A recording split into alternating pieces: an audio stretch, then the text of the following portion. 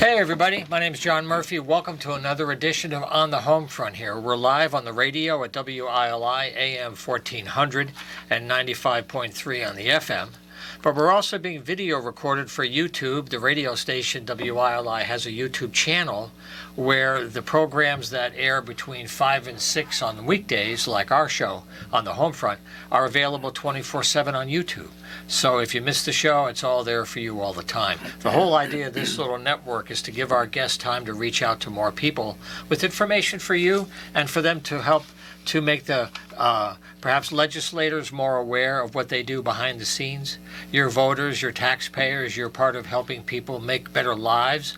Well, this is about those people who deliver services to make that happen.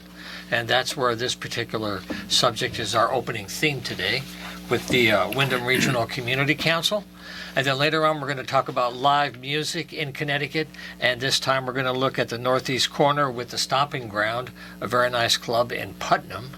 And we'll close out later with the Ashford Arts Council. So we'll get right into it today. To watch our clock, I'm very happy to have Jeff Beadle back in the studio to continue our conversation about WRCC. And we also have Don McQuaid. She's the early childhood program director at WRCC, and Jeff is the executive director. Thank you both for being here today. It's a pleasure. Thank you. Thanks for having me back. All righty. So our segment today is going to focus on the program that Don is working on, and Jeff wants to add a little history to it and some history about some of the projects here that have been around for a long time, and they're still providing everyday services right now. So that's our launching pad. Thank you very much, John. Sure. Dawn is the manager. Dawn McQuaid is the manager of our programs, 2 sites. I'm going to give just a brief snippet on the history as to how the agency got engaged in providing quality, affordable childcare. So we used to at one time run a community center in Wyndham Heights. That's right. 1,200 unit complex just up north of here. And we did a needs assessment, and it was determined that what was vitally needed was another opportunity, a venue to provide quality childhood education. So we put together a proposal, brought it to our Senator Kevin Johnson at that time, and asked for what is called bonding money for construction. So one afternoon, I'm sitting in the old days when you didn't have the cell phone, back in 1990, and I received a phone call from Kevin Johnson, Senator Johnson, and he goes, I want to put somebody on the phone with you. And I go, yes, please, proceed. And he goes, and the gentleman goes, hello, Jeffrey, how are you? And I go, fine, and to whom am I speaking? And he goes, this is Governor Bill O'Neill. And I want you to know, we're going to go ahead and we're going to give you that $791,000 to build this daycare building. Congratulations. In 1990. Yeah. So we built it out of brick, like the rest of the center. But there was one glitch. At that time, there was a terrible budget problem, deficit in the state. So we built the building, but there was no money to operate it. Zero in the budget. Met with the commissioner, social services at the time. No, we don't have the money. So I had to go to the legislature, and I need to say that I reached out to then State Representative Jonathan Pelto. From Mansfield. From Mansfield. That's right. They were doing the annual budget, and he goes, I'll take care of it. And I said, okay. They're famous for creating a budget at 1, 2, 3, 4, 5 a.m. And what used to happen is what they called rats. Yeah. Which was somebody snuck something into the 1,000 pages of the budget. In the last couple of days. And nobody reads it, and the budget passes. Yeah. In this case, I'm going to call it a mouse, because that created the funding for us to open. Otherwise, we had this brand new, beautiful building with no money to operate. So since then, back in 2008, was it 2008 that we brought Dawn on board, as we also took over management of the site at Valley Street, also in Willimantic. And so with that little bit of a backdrop, I'd like to turn it over to Dawn to talk a little bit about our programming. Right. So we are NIAC accredited. We just went through NIAC accreditation, which is the National Association for the Education of Young Children through DC. That was a tremendous process. Congratulations. So thank you. So that certification enables things to happen. Yes. Correct. For funding. Exactly. Very good steps. It's Right. a state requirement. Right. So we are NIAC accredited for 5 years. We also are very excited to let families know that we were able to secure a grant through COVID for over $250,000 for the state-of-the-art new playground at Valley Street. Oh, yeah, please. Show and tell. Show and tell. We're working on the For our budget. TV audience. That's right. There you Television. go. Come closer to the camera here. We'll have Matthew zoom in here. Let's go all the way. There you go. It looks lovely. There you go. Is that good with the glare? Yeah, that's perfect. Okay. Hopefully nobody at home's getting sick right now. It's okay. We're holding steady. Steady waters. Take 2 aspirin, call us in the morning. That's it. So we're very proud of that playground. We all know of the social emotional needs of young children during COVID, and yeah. especially getting outdoors. And so it was a That's nice. still going on. That's still a big struggle. Correct. Right. So we are currently looking for preschool teachers and infant toddler teachers, because we do service infants and toddlers in this area. And we are currently have open enrollment as well. So if anybody wants to call at 860-456-4848 and come stop by, get a tour, and submit an application to be put on the wait list. Yeah. Well, let me take a second to give a website so you can follow up on this series. We're going to have Jeff back with other providers in the months ahead, but the website is a good base for all the information you need. WRCC Inc. WRCC, Wyndham Regional Community Council, Inc. Incorporated, .org, okay? And the programs are at 478 Valley Street and 212 Jeffrey Street. People are talking about a labor shortage a lot in certain kinds of deliveries. How can people best position themselves or get themselves qualified? Things that they may not realize are actually helpful, that are valuable, that they may not realize would help. Right. How can people get more involved if they want to participate when these opportunities are happening now? Right. You want to answer first? I'll let you take it. Well, as far as the staffing shortage for teachers, what we're requiring is just basic 12 credits in early childhood or CDA. And those you can get online. You can, enroll right away to a community college, and the tuition is free at this point. So that would be a great opportunity for families and moms that are looking for a job that has the same schedule as their children in public schools. The hours work really well. So it's a nice, way to jump in if you're... All right. So let me ask you this now. Thanks to that wonderful grant from many years ago, you've created this space in which many kinds of things happen. Could you kind of run down the kind of interactions and programs that might happen with folks who are there and what they do to help them on their way to get ready for school, at least the best they can be? Right. Right. We have a full curriculum, so we provide a full curriculum so they're ready for school readiness by kindergarten. We serve 3 meals a day, and we get reimbursed for those meals. And we also have lots of community collaborations with Jumpstart and the local colleges here in town, so that works out really well as well to have extra resources available. And another strategy in terms of employment, because it's a nationwide problem. Yes, it Quite is. acute in the state of Connecticut, the labor shortage. And we can only offer as much in salaries as we are reimbursed from the state of Connecticut. So right now, having read it in a number of newspapers lately, there is going to be a legislative initiative by the Connecticut Assembly, both the House and the Senate, to increase the fees for reimbursement to the various centers across the state who provide this. If we were able to receive that, and we were discussing this earlier, I don't believe there's been a rate increase in 10 to 15 years.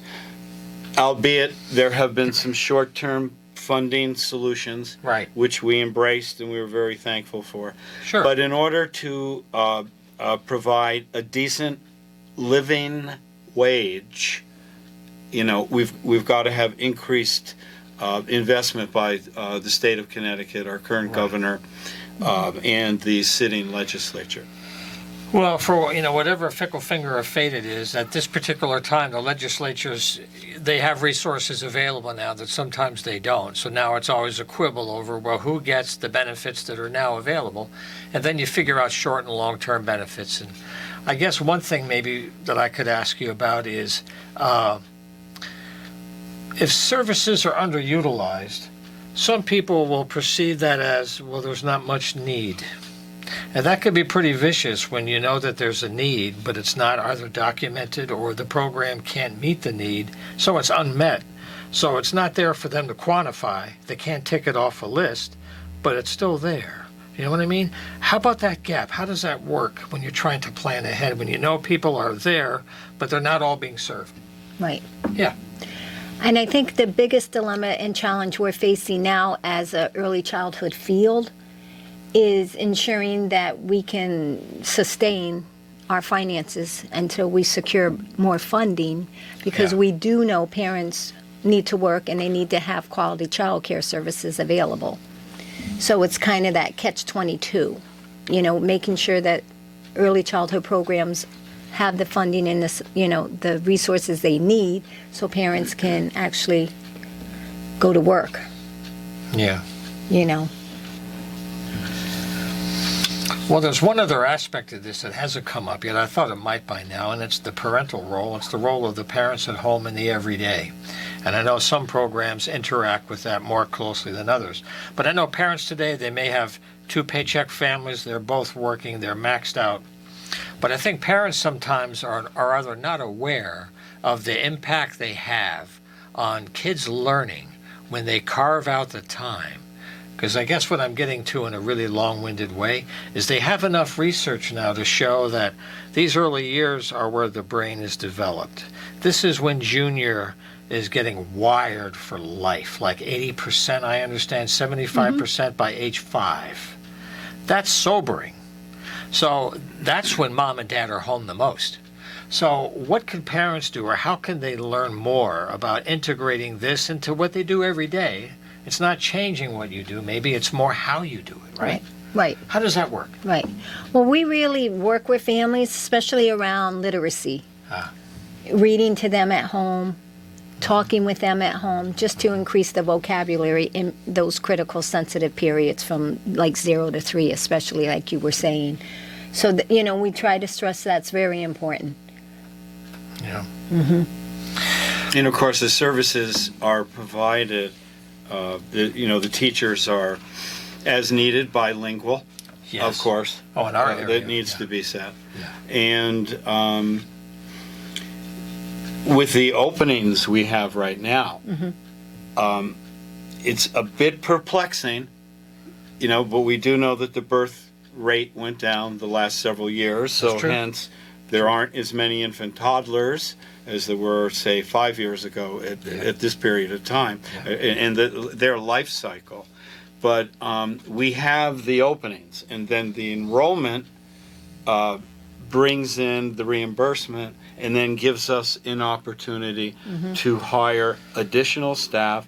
For instance, Dawn was just explaining with joy, hopefully, that we may have found a new staff person for an infant and toddler class, right, which means we will immediately be able to bring 4 children in. A full infant and toddler class would be 8, right, with 2 staff correct, persons. 1-to-4 ratio. So, and there must always be 2 staff. So even when we had the under enrollment, have it, still do, and we're not receiving the amount of financial assistance to cover everything. We still have to have 2 adults two teachers or a teacher and assistant teacher in each class. Sure. Even if have a the team. class, That's instead of being Correct. 16, it's 12, we still need two people, two staff members in there, even though we're not being fully paid as an entity to operate that classroom.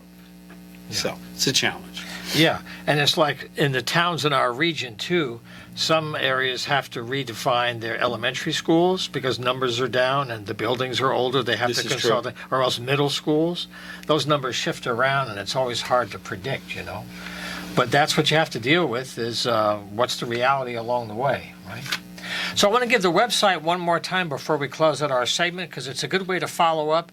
If are there any meetings coming at all? Perhaps I should ask about any meetings this winter, anything coming up in the public sphere where people might learn or see anything?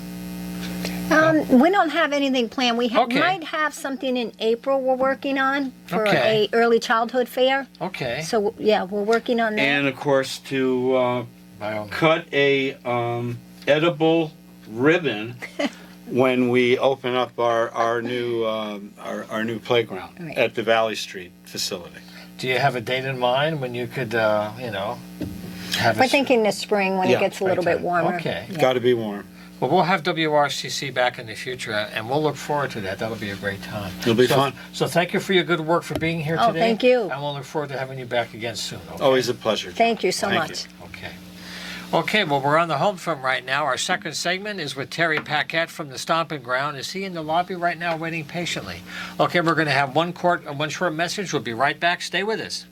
My name is John Murphy. Very happy to be here with you on WILI AM 1400 and FM 95.3. And I think the Pony Express just arrived. Terry Paquette, welcome aboard, man. Welcome Hello back there. to the studio. How are you today? Okay, we'll get Terry's mic on. We'll get this one turned off here. Terry is from the Stomping Ground. He's one of our partners in this map that we're trying to kind of put together in the whole region for where you can enjoy live music. And Terry's been really doing a great job in Putnam for many years. Since our last show, I've made contact with the Strange Brew Pub in Norwich. Oh yes, Jason. Right. Jason, he was not able to be here today. Wednesday night, he manages an event down there. This is in Norwich, but he wants to come another time. We're also in touch with Chris, the Side Door Jazz Club in Old Lyme, and Tom Buccino from the Packing House. So we're going to talk about the network and how it's doing, and then for the last part of the show, we're going to focus on people from Ashford Arts. So Terry, thanks for coming down from your end of the quiet corner, man. Thank you again for having me. I appreciate it. So before we get into some of the other aspects you do in terms of food and entertainment, how is the schedule going with the audience and bands, and how active is the circuit these days when people are still kind of getting back to normal after COVID? How are things emerging for you? Well, initially, after things started to get back rolling again, maybe 3 or 4 months ago, I thought there might be a dip. We started bringing a lot of regular acts that we'd had, but Yeah. what I've seen recently is a pretty large influx of people diving back in and touring again. A lot of individual folk acts or solo acts, just because it's more cost effective, I think. Yeah, for them too. Right. Yeah. Exactly. For them is what I'm saying. It's more cost effective for the solo artist to tour than it is for the full band. Just monetarily wise. But I've got I've got a good schedule coming up. Things have been looking really great. So I'm just wondering too, I think one of the things that makes Terry's job good for him that he enjoys is the idea of creating a circuit where musicians can move around. So I have a gig here in Putnam, but for the musicians to really do well, they need a circuit, right? Mm-hmm. And I think my question to you in a long-winded way is, when you talk to bands or other promoters, do they ever think about a more formal arrangement of booking and advanced promotion to be more efficient, like an agency might be, but not an agency? You know what I mean? I'm not sure what you mean by that. We get booked on tours often. Yeah. We're part of many tours. In fact, I just had Luke Henriksen come out from Missouri last week on a Tuesday night, and that was part of a larger tour that he had going on. We are great for musicians who are looking for a midweek spot. something, say, between Boston and New York, or if they're on their way to Providence or if they're on their way to Northampton. Right. We fill in that gap in between cities, which is really Kind of like great. Shabu used to do way back. Shabu was a huge influence Yeah. for me. That was Yeah. they inspired me quite a bit. Yes. Shabu University, always open, 24/7, always open. Yeah. So I think there is a larger circuit it's undefined, but it's out there where musicians are going spot to spot and they get regular spots. I have a couple that go by the name Waddle and Daub. They're from Wisconsin, and every year they play South by Southwest, but they do it in this big roundabout way, and they come all the way up to the East Coast, and then they head back out to Texas, and they So always they end up in Austin. yes, Nice. and they always play at probably right around the 25th to the 27th of July. They play at the Stomping Ground every year. Yeah. It's a regular event. Yeah. And how about the sense of people coming out to support live music more and more? I want to talk about the fact that, you combine food and music together, Yes. which support each other. Some places don't quite have it that well integrated, but you do. But what's the response been from the public coming out? It's been fantastic, honestly. January is usually a month where many local places shut down for a week or two to paint or construction or things like that. I always hang in there and kind of ride the wave and see what happens. This year, the weekdays have been quiet, but weeknights and the weekends have been exceedingly busy. I've been very, very surprised at the turnout. So the support is there. People are eager to get out. They're tired of staying in their houses. Now, one thing I want to mention that's really cool about websites, by the way, the website is www.the-stomping-ground.com, okay? And you go to the website, it's got information about food and all the things they have. But what I printed out that's really cool to plan is a monthly calendar. Yes, and that's my booking calendar. So if you're a Right. musician looking for a gig, There if you you go. see an empty slot on that calendar, ask me because it's open. It works both ways. Yes, then. it's great. It's a really great tool. There you go. See, I can't do the super zoom right now. I might make myself sick. But go to the website, okay, the-stomping-ground.com, and you can track it. Here's one more thing, because there's so many different kinds of music out there today. These kind of labels get blurred. Yes. But are there particular genres that you notice generate more interest than others in terms of that, without generalizing? Just wonder. That's hard. Yeah. It really comes down to the talent and the I'm not sure what the word is, the liveliness of the band. We had a fellow last Saturday night, his name is Lee Ross. He's a one-man band, keyboards, saxophone. He has a looping station, and he had the place hopping until about 1 a.m. I mean, he did an excellent job. Thursday night, I expect a pretty good turnout. We have Ryan Lee Crosby, who is a Delta blues musician. He's bringing a four-piece group, and they get a great turnout every single time they show up. So it really, I don't know, it goes artist by artist. It's almost hard to predict sometimes. Yeah. Now, connecting this to the craft beer economy, which is also exploding across the state. Sometimes they say there's almost too many, that they all can't make it. But I just wonder now, in that space where you're mixing food and music and good quality beers, what's the economy like with so many of these micros? How do they survive when you only have so much space, right? I only have so much space. Exactly. There are many other venues who have a much larger tap selection. I only have 10 right now. My intention is to expand to 20 when I can manage to do so. Right. But there are places that have 40. I mean, I believe Willimantic Brew Pub has 40. Oh, yeah. The great thing that I seem to notice with craft breweries is they collaborate. They work together instead of against each other, and that helps them survive. So they get together and they brew together, and then they put both of their names on the same batch of beer, and it gives them recognition. They play nice. It's unlike the larger breweries who tend to try to buy the corporate breweries that try to buy each other out. These guys work Yeah. together instead. Yeah, you just buy the competition. Right. They don't And do that. They play well with each other. Yeah. So, do you find it work on the bar side? Because you're not just kind of a bar with 50 taps. You're a venue. Yes. That's different. I enjoy it. So I curate the beer list, I curate the bands. It's a pleasure to me. So when I can bring in a new brewery that we've never had before, that's exciting. And it's just like a new band. You know, the weeks that I have a schedule with all bands that have never played at the Stomping Ground, that's a home run to me. Nice. Yeah. Yeah. You know, when I was on the website, I saw one more thing I thought that was really cool, is they have a music blog on the website. It's up in the corner. And it's going to grow, but it's there, and it's a way to connect to the bands that are playing.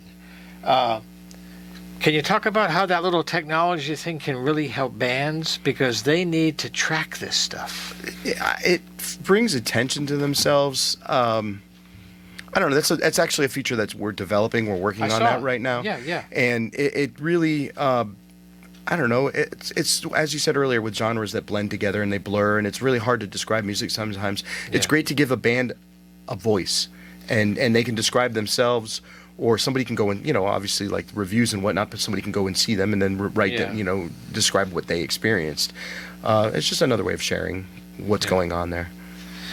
I've had some artists up at the WECS show at Eastern. They talk about they use a local gig, and they may press a certain number of CDs, and they may sell some of those. But what they're really doing is sending people to their website, so they can follow them later for other events and maybe buy the CDs there Yes. if they didn't want to buy them on the spot. You know, so that's another way to bring in revenue besides whatever the venue might provide that night, right? Merchandise is a big deal, yeah. And Yeah. we see. Yeah, tell me about that. I actually love it when artists bring in records, vinyl. We see quite a bit of vinyl. That's definitely had a resurgence. But you know, often they just have a link to where it's somewhere they can stream the music. You know, it's just an opportunity for people to experience more of their art, and I think that's a great thing. And it does bring in more revenue, which is huge for the bands. It's Yeah. very expensive to tour and, you know, support the life of music. Now, as a venue, you're on the side where the fans meet the artists and you have some music together. How do the labels get in this mix for these bands? Do you have a sense that bands are on their own today more than ever? Or do you notice some of them might have somebody representing them and they introduce you? You know, that used to be a path. Yes, I have a mix of that. I have booking agents that reach out to me that represent, you know, anywhere from a half dozen to 24 artists, depending on how large the agency is. Right. I never get contacted by a label per se, but I do have musicians that come and play that are on labels. They're clearly more established. Their merchandise is more professional. You see that sort of thing. Yeah. But I've got some hard-working bands that self-represent, that do incredible things. And some of them are actually really well known. I have Vic Ruggiero, who is the lead singer and the keyboard player from the Slackers. Oh, yeah. Out of New York. The Slackers are completely produced, self-represented. They release all their own albums. They do all their own tours. Vic contacts me via text and asks me if I have any dates available for a show, and he'll come and play a solo show just because he wants to. It kind of goes back to the old 80s DIY kind of thing. It does. Right? I like that. I think I love there's a that lot of aspect. talk about. I hear a lot of people say that the music industry is dead, or that current music is dying off, or I don't know. I think it's nonsense. I think they're listening to the wrong things. I think that the underground music movement is huge, and it's people making music. The computers have made it so simple to record on your own in your house and make a quality album that people are just doing it themselves. Yeah. That's such a huge thing that young people today don't know, that the technology never used to be accessible. You'd have to go and get let in the room by somebody because you can never afford it on your own. You can never produce. Now, it doesn't mean the quality is always excellent, but the fact that you can work it out on your own is just revolutionary. It's phenomenal. It really is great, especially for folks who don't know the proper path to take to get noticed. They just do it themselves. Yeah. So that's why we have Terry here today, Terry Paquette, because he's part of that map that we're talking about in our region. So it's our own little network of venues, so that at different times of the day or month, you might like different kinds of shows. And the websites are wonderful ways to stay in touch. So we're going to try to get the folks from the Strange Brew Pub in Norwich. And also one that I haven't talked to yet for a while is the Hungry Tiger. Oh, the fellows in Manchester. Yep, they're a short drive from here, too. All these venues are all within a short drive, which is nice, actually, in our quiet corner. So one last thing while we have you. We're taping this now in January. As you look to the winter and spring, are there any highlights or things you have in the club, any changes? You had talked about some renovations one day. Was there any other news to share? The kitchen renovations are coming very shortly. That's going to be a great thing. Yeah. That'll help us serve our customers better. Music-wise, we just received the equipment and haven't installed it yet, but we received a new mixer and a bunch of new equipment, basically, for the sound equipment to step it up another notch, Nice. which is great. That's gonna help reduce some clutter on stage and make it easier for the musicians. And I've had quite a few great acts reach out to me for shows. Something that's not in the spring, it's actually just coming up next month. The Fire and Ice Festival in Putnam That's is gonna be happening on huge. February 11th. And that's an enormous event that'll start at 10 in the morning and run until, officially, I think the event ends at 8 o'clock, but there will be people in town until midnight. That's huge. We have the Island Farm Ceilidh Band, which is a traditional Irish acoustic band playing during the day at 1 o'clock. And then we have Mean Black Spider playing at 8 o'clock. Mean Black Spider, the guitarist, is Jeremy Lyons, who is the guitarist and vocalist for Vapors of Morphine, which is the latest iteration of Morphine, the band from the 90s with Mark Sandman and Dana I'm going to get his name wrong, Dana Colley on sax. You might have played that stuff on WHUS. I did indeed play that There stuff you on go, HUS, see? and I saw Morphine in like 1994 at Lupo's in Providence. So to have any of them at the Stomping Ground is a pretty big deal to me. Was your heart broken at Lupo's? No, I don't think my heart was You broken know. at Lupo's. I saw a lot of great music. It greatly influenced me. Yeah, Lupo's Heartbreak Hotel. That's what Yes. I'm saying. A terrible joke. I apologize. No, I get it. I got it. Yeah. So it's like some of the restaurant part of it for food will give you more capacity for that. And It's they're going to go- have more room for more people to attend? What it's going to do is I have plans for more seating in the future. Yeah. And this is preparation for that, to be able to serve those people when we do have the seats. Great. It's a sort of thing you take baby steps. Sure. Well, I've been talking with you along the way when things that are happening now were still just baby steps, and here they are. That's right. So thank you for coming down, Terry Paquette. Thank you for having me. The owner-manager at the Stomping Ground. I wish you a great season ahead. I'm looking forward to having you back in the spring with an update. I look forward to seeing you, John. Thank you. All right, take care. Be well. All righty, speaking of music, we're going to have a very short tune from one of my favorites, Mose Allison, a very short ditty, and we'll come back with people from Ashford Arts. Don't go away. Hey, we're back. I'm over here in the corner. The room is full. I'm so happy to have an a large house today. On the Homefront has a segment today looking at Ashford Arts. We have Deb Gagg next to me. We have Dan Merlot, pardon me, and also with Joanne Mann. Okay, there are a couple of things. They're going to talk about their January, February events. They're also involved with the poetry event, a series of poetry workshops.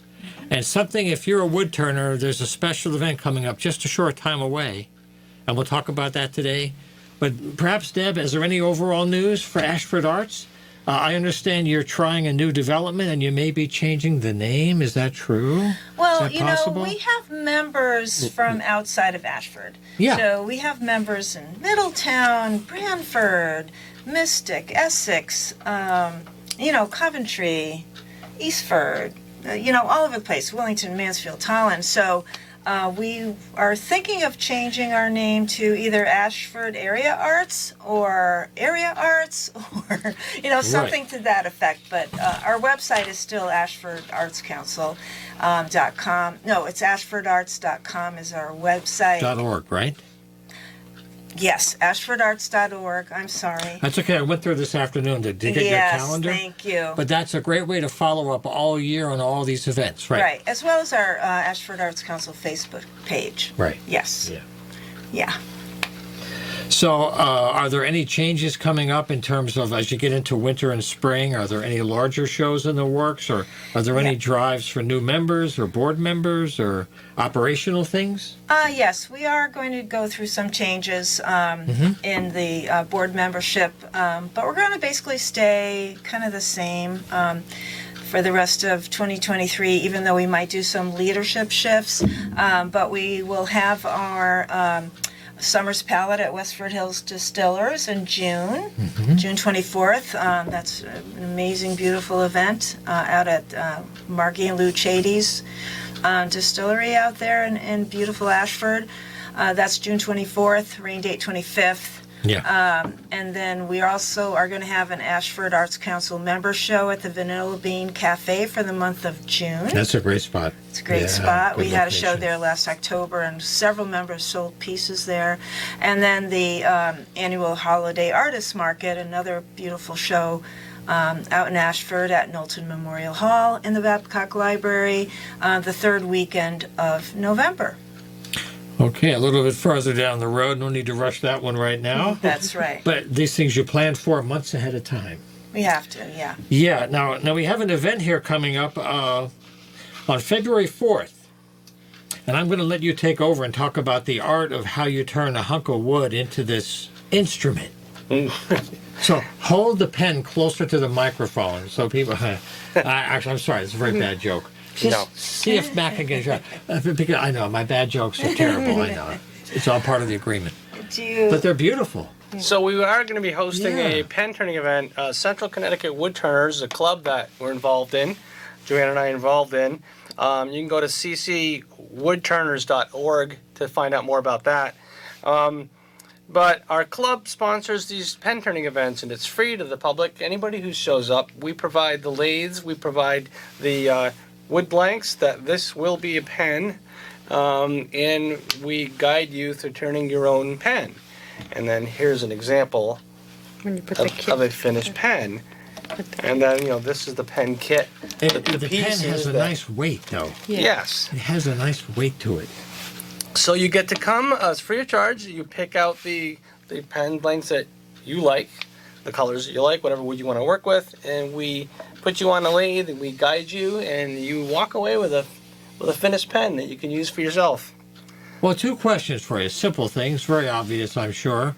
How long does it take to turn those blocks into that smooth, beautiful piece of work? And is there certain wood that is best for this kind of use? Well, definitely hardwood is best. Right. Not softwood like pine or anything like that. Right. We use a lot of maple, cherry, black walnut, things like that. And it would take the average person walking in that's never turned a pen with our guidance, I would say about probably 15 minutes around there. Some turn them a little faster, some turn them a little slower. Something you want to say? No, We haven't talked about the location Right. Indeed. and the time. So, do you want me to talk about that? Sure. Sure. Okay, so the event takes place on February 4th, and it's an ongoing wood turning event from 10 to 2. That's right. It's going to take place at Knowlton Memorial Hall in the Babcock Library in Ashford. The address is 25 Pompey Hollow Road. And anyone and everyone are invited free of charge. That's great. The club supplies all materials. And what they'll do is they can have 4 people working at once, I think you explained. So let's say there's 8 people. So the first 4 people who come would be in the first group, and then Sure. 4 through 8 would be in the second group. So Yeah. it's a flexible schedule. So people can just show up, and they'll have a clipboard for signing up. Right. You gave a nice 4-hour window of time. Yes. People can stretch it out that day. And also, I wondered, in terms of the art for you folks, throughout the year, what's the economy like now for independent artists? I always try to get a picture, because we have so many people working individually in the area. They might be in a guild or a council. They may come together for a show once in a while, but they really are on their own most of the time. And that's always hard to get those stories. So how does that work for you in terms of working shows or galleries or out of your home studio, those kind of things? Well, for us, we do shows. We do 2 events at our place in Eastford, 198 Ashford Road. We do one with the Artist Open Studio, which is Thanksgiving weekend and the Right. following weekend. And then we also do one on our own on Memorial Day weekend, Saturday and Sunday. and we kind of do that on our own. We just rerun some ads, and we do pretty well with that. And then, other than those two events that we do at our place, we do shows, art festivals, Glastonbury, Situate Art Festival. He'll be at the Summers Palette event at Westwood Absolutely, Hills yes. Distillers. He makes beautiful bowls. I haven't seen Joanne's work, but why don't you talk about how you work with resins and Yeah, I do a lot of hybrid work with wood with resin combined with it. Joanne does some with the pens. I do a lot of that with bowls, salt and pepper mills. Could you explain, is resin just a coating on the outside? Is it part of the inside? So basically, it's wood that has voids and things in it, and that you probably wouldn't be able to use on its own a lot of times. And I would cast it with a resin, and then I would turn that, and then you end up with wood. And I'd color the resins whatever color I feel is going to fit with that wood, Right. and then turn it out. It's a lot of work, but Oh, yeah. they are stunning pieces. Right. absolutely? I think, have you had some of those online somewhere? Well, I have a Really is. Facebook page. I don't really Yeah. have a website, Yeah. and my Facebook page is Rescued Wood. Yeah. And there's a picture of a bowl when you search for Rescued Wood. Yeah. So I have a lot of videos out there of me doing that process and start to finish. And I've been told that the videos are pretty good. So So, yeah, but the reason why I'm asking Dan is, as an artist, this is part of your business side that Yes. now you can own more of your own to do it, as opposed to having to rely on the third party. right. And that could be an economic savings. You can decide how fast or how often, these kind of things, right? Yeah. But the tools are there. How does this work with some of the art that you do, Deb, and the Right, things so you do? I'm a painter, Right. so I find that we have to promote our own work, Sure. in between these shows, and I find that Instagram and Facebook are a great way to do that. I've gotten commissions that way. I've sold paintings that way. I recently sold a painting in 2 days after I posted on Facebook, and one before that took about a week to sell. Congratulations. So, thank you. Yeah. So people are buying art. I think that in the world we live now, where there's so many plastics and where the quality of craftsmanship is lacking in so many newly manufactured things, I think Yeah. there's a little bit of a renaissance of people wanting to see the hand and things that they're buying with fine crafts and with art. Well, they always talk about it. It sounds like a hokey phrase, but it is really more personal because it came out of someone's hand. And that's something that's part of the marketplace. And that's the way that we can keep our money local, which is something that I talk about whenever I can. Is this stuff, you might order it online through a website, but the money's staying here in Connecticut because the artist is here in town somewhere. The web is a nice way to connect, but it doesn't mean your money's going to out of state. And that's a real dilemma for keeping money local. Do you hear artists struggling with that too, in terms of who's coming in and how it's moving? I mean, there's also obviously it's convenient to shop online, but For we- certain things, I for mean. certain things, right? But yeah, I agree that people definitely like to have something that's handcrafted, and it's generally a better quality of what they're going to get Sure. online. Absolutely. Sure. And the rescued wood piece is that sometimes we do take somebody's tree that had fallen and he'll make a bowl out of it. And so that stays in the family if their Sure. great grandfather planted that tree. Oh, that's cool. They're never going to be able Yeah. to find that we do online. get quite a bit of that. Yeah. Wow, that's almost Hollywood. That's Yeah. really, that's beautiful It's a stuff. good story, yeah. Yeah. Now, we have a few minutes to go, but there's one more thing that we want to get to before we have to go, and that has to do with poetry. There's a whole series coming up. So that's coming up in February. Well, let me talk about this. So, the Ashford Arts Council instituted an Ashford Poet Laureate program, and our first recipient is Anthony Peticcio. He's Ashford's Poet Laureate, and this is his second series where he's hosting, he calls it Winter 2023 Poetry Reading and Writing Workshop via Zoom. Wednesday evenings, 6:30 to 8:30. Right. That's beginning January 25th. Right. And then it goes, that's one date, and then there's 2 dates in February, March, and then one date in April. And Yeah. so let me tell you, you can contact Tony Peticcio to sign up for this workshop. people have loved it. This is the second or third round that he's done. His email address is 04AJPATI@gmail.com. Yeah, we need a bigger budget to get one of those graphic things to give that on the screen for you right now. We're working on the budget for this. But anyway, these are great events. And the February dates are the 8th and the 22nd, because I was on the website today. Yes, and you can actually go to the Ashford Arts Council Facebook page to see about this event, and the contact information is there, and also see about Joanne and Dan's pen turning event, Yeah. and others. Yeah. So it's great. You know, one thing that we do throughout the year is we have kind of updates from the regional arts groups, like the Willimantic Regional Arts Council, Coventry Art Guild. Now this is from the Ashford Arts Council. So I want to thank very much our guests today, Joanne, Deb, and Dan. I wish you a great season Thank you. ahead. Thank you. Thanks for being here. Thank you so much. We'll look Thanks forward for to having having you us. folks back in the spring. I wish you a good event again. That's coming up on February 4th from 10 to 2.